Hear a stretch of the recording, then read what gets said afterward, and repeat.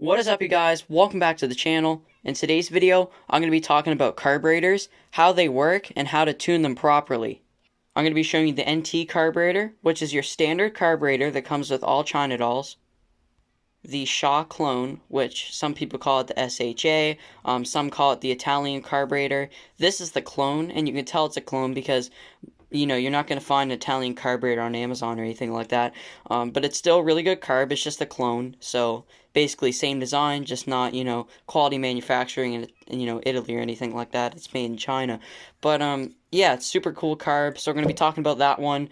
The new style carb. Now this one's ripped apart, obviously, the jet's still in it, but the needle and seat is out of it, the carburetor flap is out of it, but this is the newer style, and you can tell it's the newer style because it says 80cc on it, and you can see right there, it has this angled fuel spout, which I'll get into later in the video why I don't think it's really a good idea.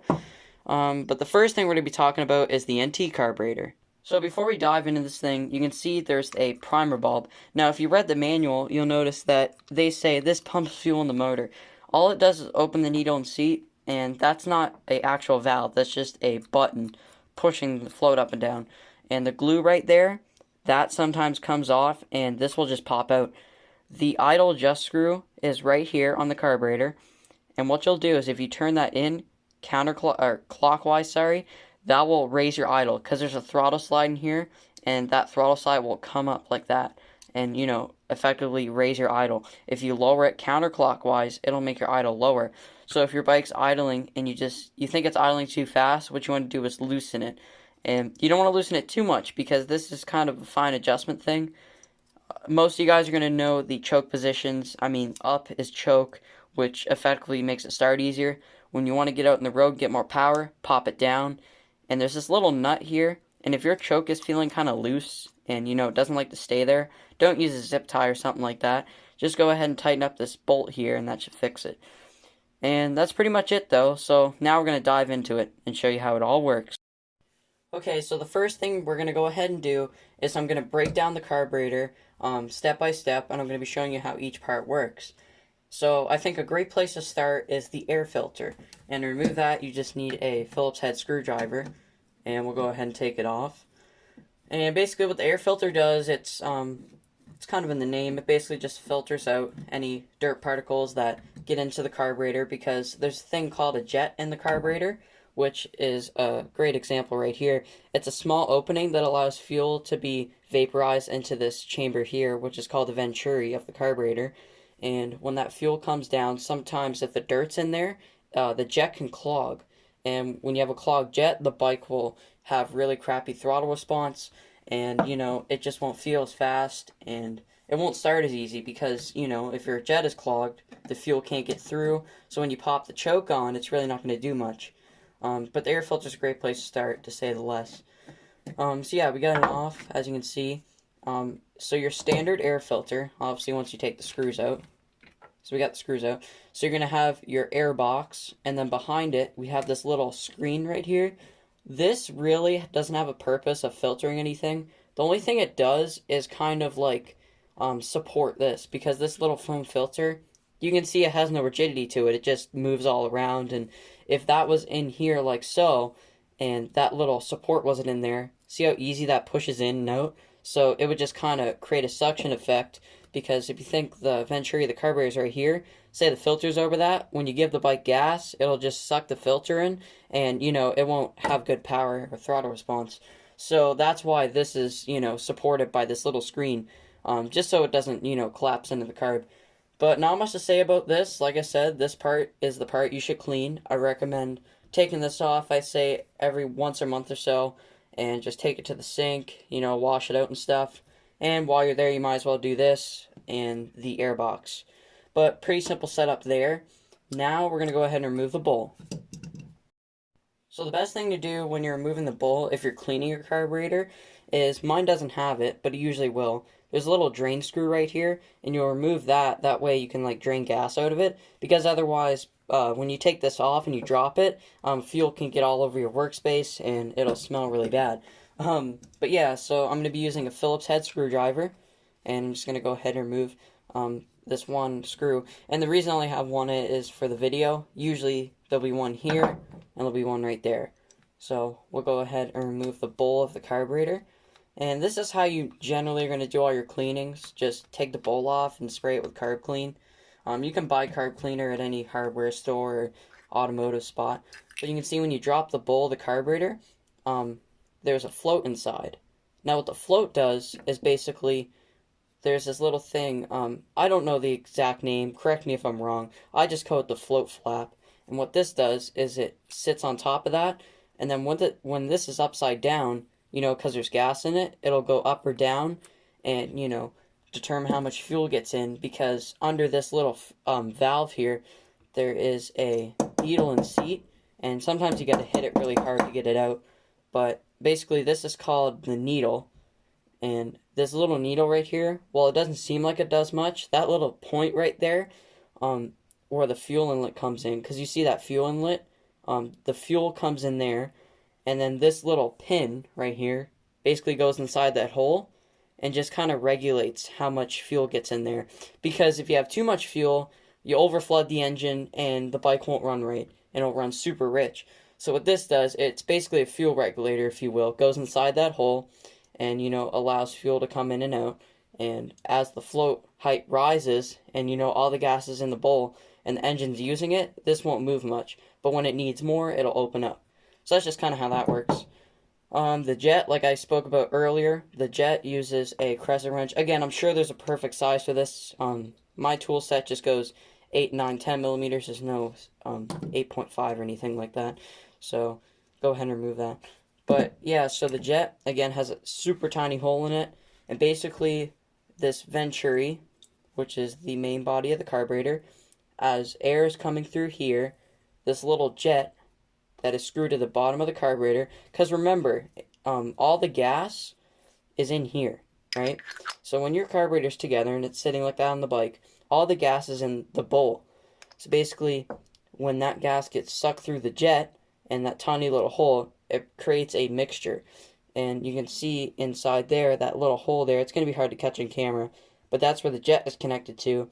A fuel mist will come up through that jet, mix with the air that's coming through the air filter, and go into your engine. So that's kind of how the carburetor works. Basically, fuel comes in, air mixes, boom, you got a fuel mixture. And there's some mods that you can do to your cylinder that will improve the fuel economization, because when you have a shorter intake on a carburetor setup like this, like for example, you know, a 40 mil intake, that's not going to be an issue, or 32 millimeter intake, that's not going to be an issue. But when you have those little short intakes, what can happen is the fuel doesn't atomize as much and you don't get as clean of a burn, and, you know, you could cold seize the engine. So what a lot of guys do, and I definitely recommend it, is if you're porting your cylinder, go ahead and roughen up the intake just slightly, where the fuel will catch and atomize. And the exhaust, you want to polish the exhaust port, you know, do that, polish it. And I don't want to get too in-depth with this, because obviously this video isn't about porting, but that's definitely part of the carb setup. You know, the intake, roughen this up a little bit. That will make your stock NT work a little bit better. So one thing I just wanted to point out kind of in the middle of the video is jetting.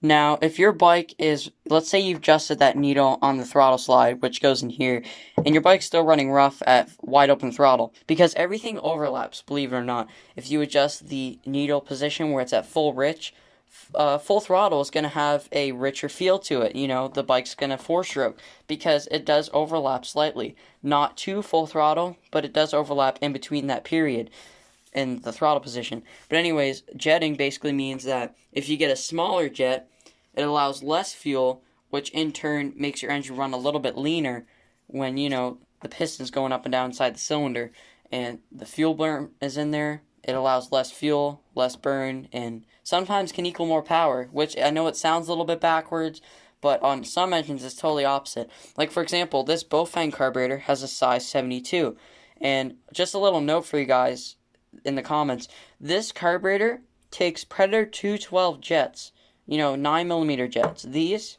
take 5mm jets. So I just wanted to point that out. I'm going to do a whole video on jetting, you know, because I can't fit it all in this video. But basically, to sum it up, if you go bigger on the sizes, richer. If you go down, leaner. Generally, if you have like I said, it really depends where you live. Generally, if you have an exhaust or you put a high compression head or you ported the bike, you want to go ahead and down jet to a 66 or a 65. If you're just trying to get a lot of reliability out of your bike, like I am, usually I'll just run the stock jet or go slightly lower to a 68. I won't go down to 65 or 64 because in my opinion, that's too lean and could possibly, seize the cylinder if you're not knowing what you're doing. Now, obviously, you can go down that low. I just don't recommend it. So the next thing I want to show you guys is some issues with this carburetor and how to fix them. So like everything to do with carburetors, you're going to have issues. That's just a known fact. Doesn't matter what carburetor you have, there's little tweaks and stuff you got to do to make them work right. One of the biggest problems with these carbs, especially for beginners, is they'll have fuel leaks. And there might be a reason why you clicked on this video is because you have a fuel leak and you're trying to figure it out. Well, it's a very, very simple process to go through. So the first thing you want to do is get you some kind of carb clean, and I'm going to go grab that. Get you some kind of carb cleaner. This stuff is great. It's carburetor and choke cleaner. It's automotive grade. They use it in Hache carburetors, Aldebrocks, and it works in anything. It's super great for cleaning these little carbs. Basically, what you'll do is, you'll spray the whole carburetor down, and you'll take, I like to use Q-tips because I think Q-tips really work well for cleaning the carburetor. And you'll go ahead and just get your Q-tip and you'll scrub down the whole entire surface of the carburetor. You'll remove this jet and you'll take an air compressor. I'm lucky to have one. And you'll blow this jet through and get all the dirt out of there. And I'm sure you've done that. And if you haven't, go ahead and do it, obviously. But if you've done that, you still have a fuel leak. This is your issue. And this is a valuable information right here. You know what I was talking about the float earlier? There's a thing called float height. And not a lot of guys talk about this, which really frustrates me. Because a lot of beginners, including myself when I first started this hobby, they get confused because they're like, oh my god, my bike's leaking gas and it bogs down and everything. It's a super simple fix, which I'm glad I'm sharing it with you guys. So you go ahead, let's reinstall this and get everything back where it was. And we'll start off fresh. As you can see, it's being a little bit of a pain, which is normal because I'm on camera, so I gotta be quick. But yeah, I'll show you the measurements and stuff you gotta do because there is a lot of technical stuff going on in this carb. So let's save your float on there. And what you want to do is grab yourself a caliper. And I know not everybody's gonna have one of these, but you can just use a ruler and convert it to centimeters. That's also an option. But basically, the magic number is 21 millimeters. So what you'll do is you have a carburetor like this, and you'll measure from, you have to remove the little gasket. There's usually a gasket, you have to remove it, and you'll just go ahead and measure the float height, and it should be around 21 millimeters. And you can see mine's 21.7, so it's obviously not, perfect, but anywhere in the ranges of 21 millimeters, and you're good. If you have a 19 millimeter float height, it can leak gas. If you have a 17, etc. So basically, the only fix to that is to take some kind of ruler or measuring tool and just go ahead and measure the float height. But that's the magic number, 21 millimeters, convert it to centimeters or whatever you want to do there. But yeah, float height is the biggest issue because basically, if you don't have the correct float height, it's going to overflood the engine because, like I was mentioning earlier, this needle in the seat, it's going to allow too much gas in because the float's going to be stuck open, and it's just going to be pouring fuel in this, little tiny motor, and it's not going to burn it all, and you'll just have a super, bad running engine. But if you set it 21 millimeters, you'll never have an issue again. And yeah, usually cleaning the carb and doing the float height adjustment fixes that issue. So the second biggest issue we're going to be talking about is air leaks. Now, if you've been in the hobby for long enough, chances are you probably had an air leak on your motorized bike. And I'm going to show you what it is. So basically, an air leak in most cases is going to involve the carburetor sealing surface because if you notice, there's no O-ring in there. And a lot of the new Bowfangs, like I was mentioning earlier, they come with O-rings, which is great because they were supposed to in the first place. But most of you guys are going to have this carb, and it never came with an O-ring. So you can either buy one, try that. But for a quick fix, I'm going to show you what it is. So basically, you're going to have your carburetor here. You could have a 32 millimeter intake 40. Doesn't matter. You can still get air leaks. So you can see when that's on there like that. Again, there's no O-ring here. So you see those little slits in the carburetor? Air can escape from there. So what I've done in the past, and it's worked out great. It's not the best looking solution, but it's worked out great. Is get you some electrical tape and wrap it around the intake one time. And what that will do is when you slide this on, it will create a tighter bond and it won't leak there anymore. Because basically what it's doing, it's making the intake diameter bigger. And when it does that, it creates a better seal. Now, a lot of these intakes, especially 32 mils, you can do that and it'll still leak. That's because these are welded and there's little pinholes. You can't tell them by eye, but there's definitely pinholes in this. And when I ran it on my Harley Davidson, it just sputtered, it had air leaks, it didn't run right, didn't want to idle. I put one of these guys on, never had an issue. And the reason for that is because this is an aluminum intake and it doesn't have any welds. It's all seamed together just by one piece, opposed to these where they're welded together at 3 points. So you're going to have a lot more issues with this intake setup opposed to this one. So a lot of the new guys, they don't really encounter air leaks because most kits now, they come with the new style carb and the new style intake, and it seals a lot better with the O-ring because that fits a lot tighter than the old style did. But if you have the old style, well, there's the fix. Just take some electrical tape, wrap it around the intake tube one time, makes it bigger, and that usually fixes it. Now, obviously, the O-ring is a better option, but that does it for now. Okay, let's say you're watching this video and you have a built engine, or you've done a lot of port work, you've used a degree wheel, and you're wondering to yourself, what carburetor should I step up from this one? When I'm done with the NT, what should I go to? Well, there's this option, and I get a lot of comments saying that, it's hit or miss with one of these. Hache carburetor, the Italian scooter carburetor, or the pocket bike carburetor.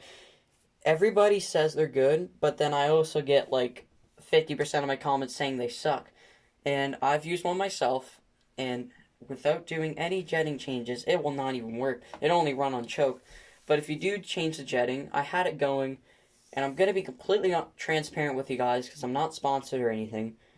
This ran just as good as this. And it ran just as good as that throughout the whole RPM range. It ran as good as that as idling. It idled the same. And actually, this had a higher top speed. I took my GPS to it, and I think this got around 37 miles an hour when this was at like 34, 35. So you lose a little bit of top end, and I just don't think the shock carb is worth it. And like I said, there's going to be a guy in the comments saying, oh, I've had one of those for such and such years, and it's been great to me. Well, that's great, because it might have worked out in your motor setup. But for most guys, the NT is just going to work better for, the general public of the motorized bike community. Most people are going to be happy with this. But, yeah, so I wouldn't buy this. A lot of people are going to recommend the Mikuni, the VM18, which I've talked about in this channel, like, many times. And it's a great carburetor because, once again, it's great for this, CCs of an engine. It just so happens to work out great. It fits on most standard intakes. You might have to do a little bit of a modification there, as far as a spacer or something, but it works pretty good. So that's a great carburetor if you want to pay $110 for that. But if you want a cheaper alternative, the PZ19 or PZ20 carburetor is a great carburetor. They're mostly found on 110 pit bike motors, which I so just happen to have. So you can see right here is a 110 pit bike motor, and on there you can see that intake manifold is quite similar to a motorized bike one.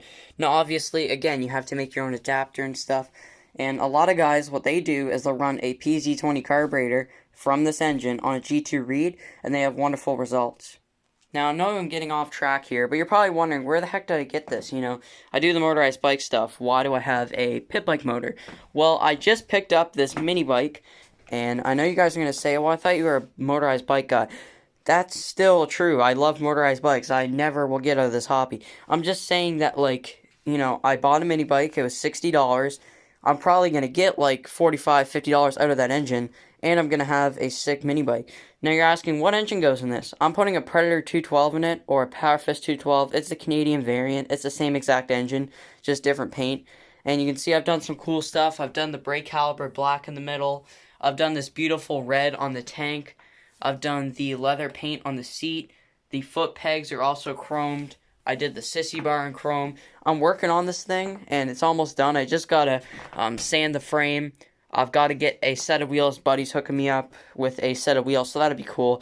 And, I can get wheels on there and they'll be all painted with new bearings and everything. And you can see down there's some more plastics I painted. And that's just hardware store paint. That's not even like high-end paint. You know, I've always been one to say use Duplicolor, use Rust-Oleum. That's like super cheap paint, and it looks awesome, and it's really durable. Because one time my bike tire hit it, and it didn't even scratch it. So it's a beautiful paint, and it looks good. It's nice and durable. The handlebars that came with it, the chrome is awesome. It's super shiny. So that's just kind of an update on this. And, oh yeah, and it takes a bicycle shock, which I thought was kind of funny, because I had a couple full squish, full suspension bikes around, and this shock just so happens to mount up into this frame, so I'm going to be using that. But I was going to do a build series on this, but this bike is so special to me that I just kind of wanted to do it myself and enjoy it, so it's not on the channel for that reason. But I'll definitely show you it when it's done. So guys, that's the basics of an NT carburetor. I hope you guys learned something from this video, and using my information can make you a little bit more informed on how one of these work. Obviously, I didn't get too detailed on how one of those work, or, you know, the PZ20, because those carburetors I'm not trying to, you know, promote too much. Most of you guys are going to have this, and I want you to know exactly how it works. So by this video, you know, by now watching, you should know everything about this thing.